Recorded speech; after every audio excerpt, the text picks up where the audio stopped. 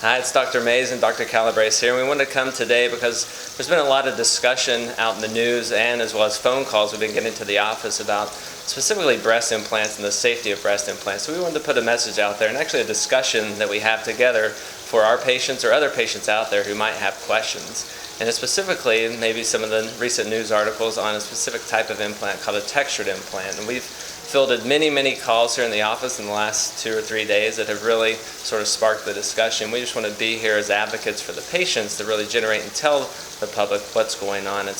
And there was the words of recall, and that was a little concerning to patients because they thought, oh my gosh, my implants have been recalled, I'm going to have to get these implants out. So we just wanted to put the message out there about that's not quite what's going on. It's just a message for a certain type of product that we're actually not selling anymore, not putting in patients, and we're going to discuss that today with you. Yeah, so this was a recall for Biocell textured implants only, which was made by the Allergan company. And that's really important. The recall did not mean that patients need to have those implants removed. It means that they were no longer going to be selling those implants anymore. They have other choices for implants that they think are better, and the risks were not worth the benefits of that particular implant. And this was a worldwide voluntary recall by Allergan. Most patients in the United States actually have smooth implants. More than 90% have smooth implants. So textured implants is more of a rarity in the United States where it's commonplace around the rest of the world. And all this comes from some of the concern that breast implants were causing lymphoma. You might have heard the words breast implant associated ALCL, or a type of lymphoma. And yes, that is true and is only found in textured implants, and that's why across the world certain markets have actually pulled texture before the U.S. did, but now the U.S. is getting on board just because there is a higher risk with certain types of texture, specifically the Biocell texture. Yeah, but this was not a mandate by the FDA at all. The FDA actually had panel hearings back in March of this year, of which I testified at that hearing, and they determined that actually all of the implants showed good safety, and it was not necessary to pull, but to continue to follow those implants. Like I said, Allergan was the one who made that voluntary decision to recall any future sale of implants. The best thing for patients, I think, moving forward is to know that this is extremely rare. It's mostly associated with the Biocell textured implants, and many textured implants have a really good use with a very rare occurrence of ALCL, so much so that where the Biocell would maybe be 1 in 3,000 patients, many textures are 1 in 80,000 to 1 to 100,000,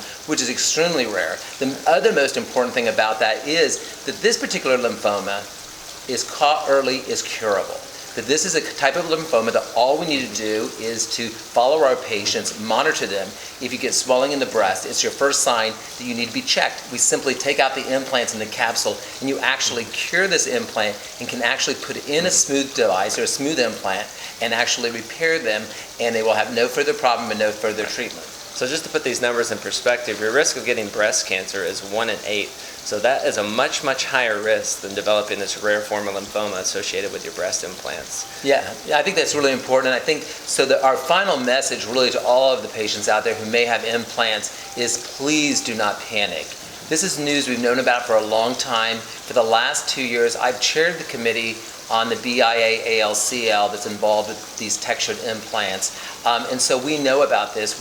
Dr. Mays and I published extensively on breast surgery. We write many chapters and many articles. Actually, last year, I published an article called The Safety of Smooth and Textured Silicone Breast Implants in the Aesthetic Surgery Journal, and it won Best Paper of the Year because it really reviewed all of the safety data of all the major FDA studies and the core studies that were all 10 years long that really showed the safety of these implants. But the deal is, it's really hard for you to know what to do. You don't know what implants often that you have, or what concerns you may have, or what you should do next. And that's where I really think the best thing you can do is reach out to our office so that we can help you navigate these muddy waters. Right, and we're patient advocates. We're plastic surgeons, we're doctors, and we truly care about all patients. And there's a lot of confusion out there, and we just really want to clarify and help you navigate the waters of this confusion. We're always here for our patients or other practice patients who just might have a question. Yeah, it's hard to differentiate the panic from the truth, and so we really want to educate you and help you